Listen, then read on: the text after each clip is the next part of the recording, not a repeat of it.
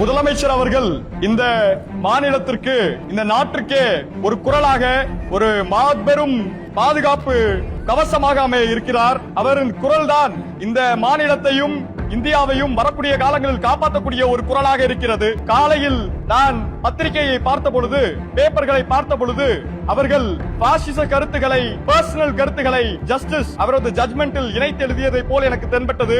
அதையொட்டி நேற்று சிஎம் அவர்கள் மிகவும் புரட்சிகரமான ஒரு ஸ்டேட்மெண்டை கொடுத்தார். அவர் என்ன கூறினார் என்றால், நான் இதை செய்வோம், இதன் கான்சிக்வன்சஸை நாம் பார்த்துக் கொள்ளலாம் என்று கூறினார். அந்த தைரியத்தில் தான் அந்த கோஷத்தை நான் எழுப்பினேன்.